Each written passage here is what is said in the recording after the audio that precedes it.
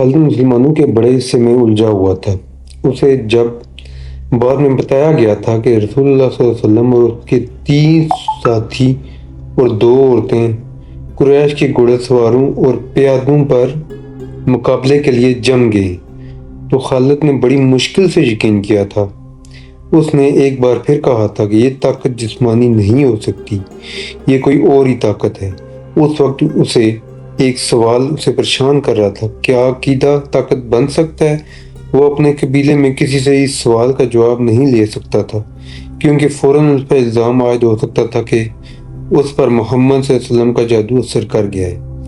آج وہ یہی سوال اپنے ذہن میں لیے ہوئے مدینہ کی طرف جا رہا تھا۔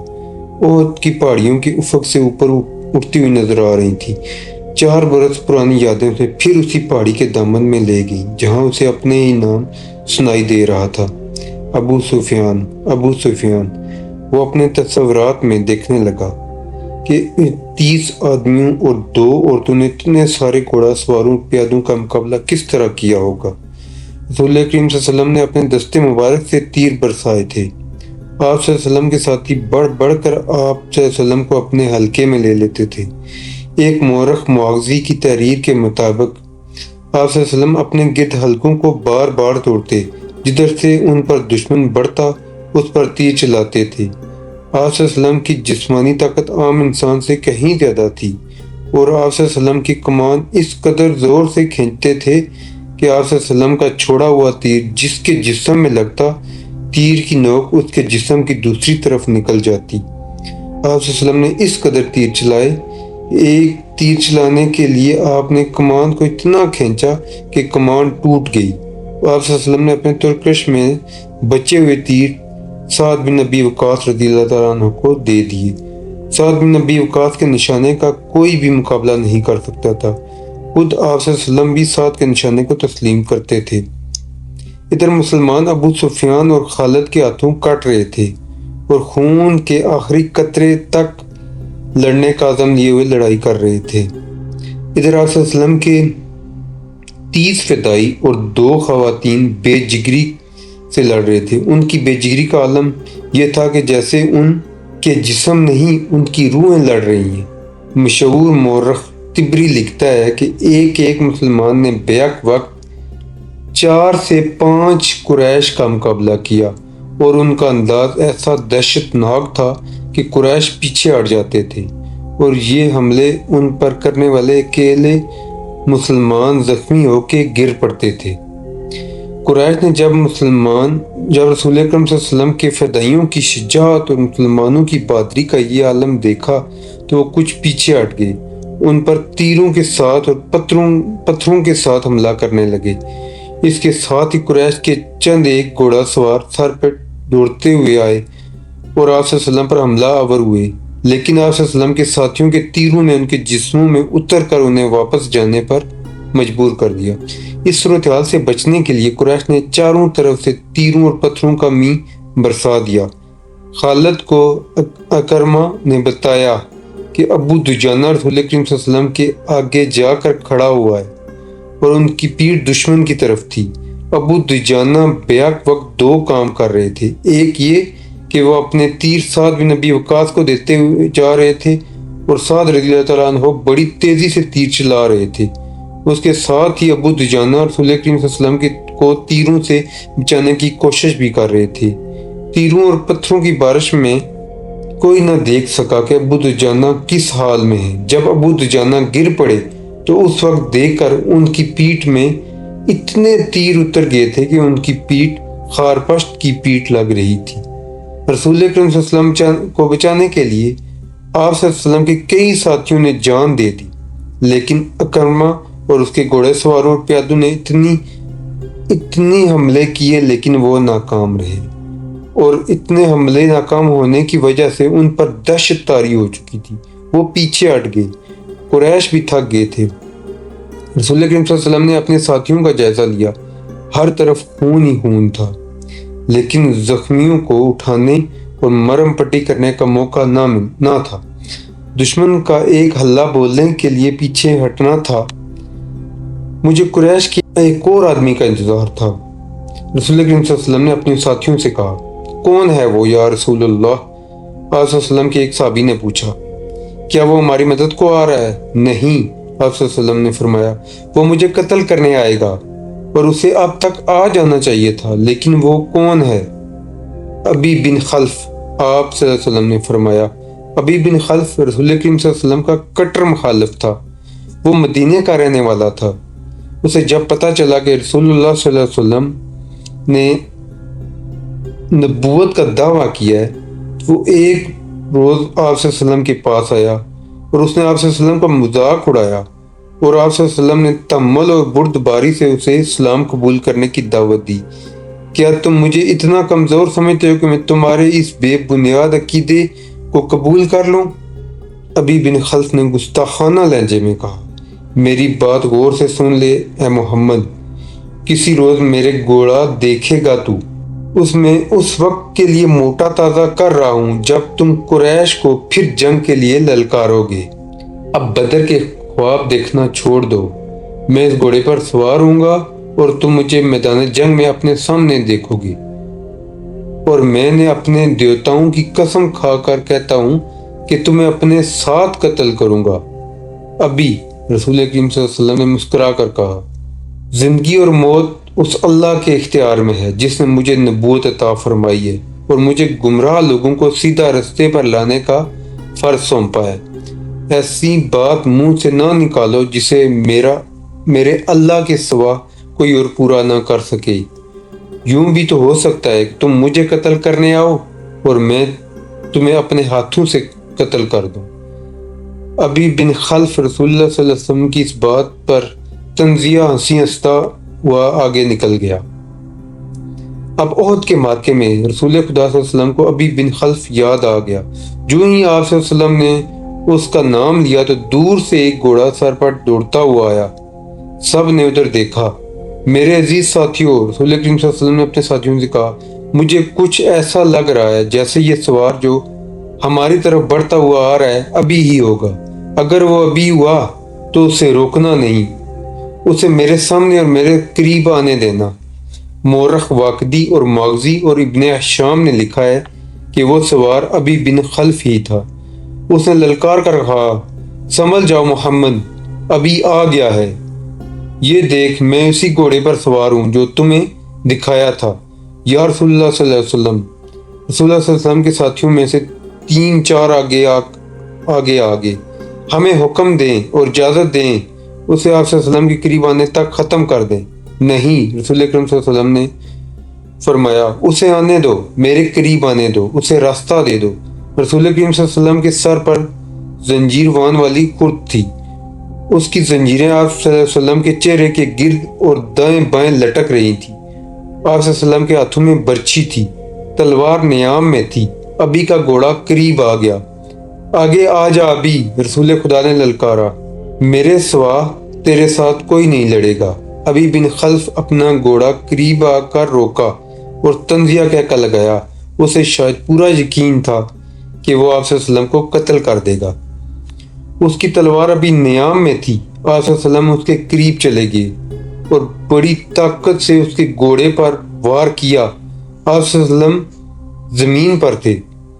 اس نے اپنی تلوار نکالی تھی۔ آپ صلی اللہ علیہ وسلم آگے بڑھے، اچھل کر اس پر برچھی کا وار کیا اور وہ وار بچانے کے لیے ایک طرف جھک گیا، لیکن وہ وار خالی نہ گیا۔ آپ صلی اللہ علیہ وسلم کی برچھی کی انی اس کے دائیں کندھے پر پسلی کی ہڈی سے نیچے لگی اور وہ گھوڑے سے گر گیا اور اس کی پسلی ٹوٹ گئی۔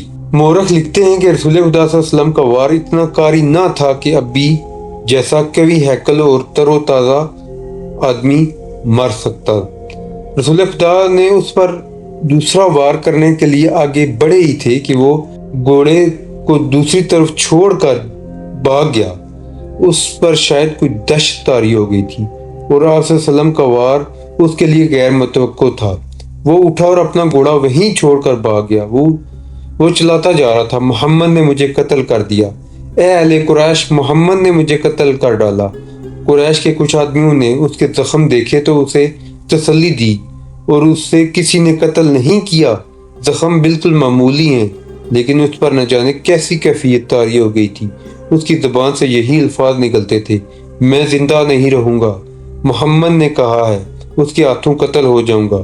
مورخ ابن شام نے یہاں تک لکھا ہے کہ ابی نے یہ الفاظ بھی کہے کہ اگر محمد صلی اللہ علیہ وسلم مجھ پر صرف تھوک دیتا تو میں زندہ نہ رہ سکتا۔ جب احد کا معرکہ ختم ہو گیا تو ابی قریش کے ساتھ مکہ کو روانہ ہوا۔ راستے میں انہوں نے پڑاؤ کیا تو ابی وہیں مر گیا۔ خالد کو آج 4 برس بعد وہ وقت کل کی طرح یاد تھا۔ اسے یقین تھا کہ مسلمانوں کو اہل قریش کچل کر رکھ دیں گے، لیکن مسلمان جس قدر جانیں قربان کر رہے تھے اس نے خالد کو پریشان کر دیا۔ یوں لگتا تھا کہ جیسے مسلمان پیادوں سے قریش کے گھوڑے بھی خوفزدہ تھے۔ خالد نے اپنے گھوڑے کو ایڑ لگائی اور اسے خونریز معرکے میں ابو سفیان کو تلاش کرتا ہوا وہاں تک پہنچ گیا۔ کیا ہم مسلمانوں کو فیصلہ کن شکست دینے کے قابل نہیں رہے؟ خالد نے ابو سفیان سے کہا۔ قریش کی ماؤں کے دودھ ناقص تھے یا ان کی مٹھی بھر مسلمانوں کی تعداد نے ہمیں خوفزدہ کر دیا؟ دیکھ خالد، ابو سفیان نے کہا، جب تک محمد صلی اللہ علیہ وسلم ان کے ساتھ ہے وہ زندہ سلامت ہیں اور خون کے آخری قطرہ بہہ جانے تک شکست نہیں کھائیں گے۔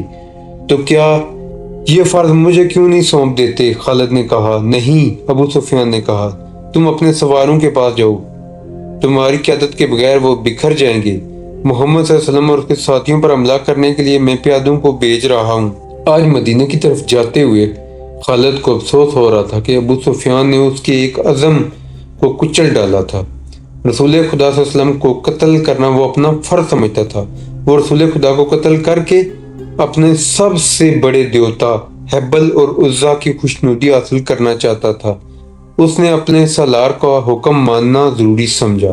وہ اپنے سوار دستے کی طرف چلا گیا۔ اسے اتنا اطمینان ضرور تھا کہ رسول کریم صلی اللہ علیہ وسلم کے ساتھ اب چند ایک ساتھی ہی رہ گئے تھے اور آپ صلی اللہ علیہ وسلم کو قتل کرنا اب کوئی مشکل نہیں ہوگا۔ اس کے بعد وہ مسلمان اٹھنے کے قابل بھی نہیں رہیں گے۔ خالد کو میدان جنگ کی کیفیت بڑی اچھی طرح یاد تھی۔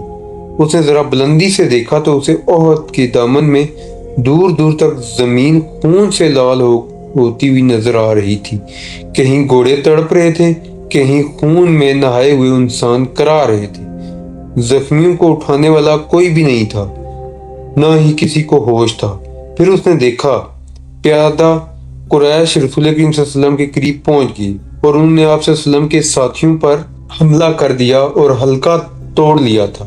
قریش کے 3 آدمی عتبہ بن ابی وقاص اور عبداللہ بن شہاب اور ابن قمہ رسول کریم صلی اللہ علیہ وسلم پر پتھر برسانے لگے۔ عجیب صورت یہ تھی کہ عتبہ کا سگا بھائی ابی وقاص رسول کریم صلی اللہ علیہ وسلم کی حفاظت میں لڑ رہا تھا اور رسول کریم صلی اللہ علیہ وسلم کے ساتھیوں کی تعداد نہ ہونے کے برابر رہ گئی تھی، یا تو وہ لڑتے لڑتے بکھر گئے تھے۔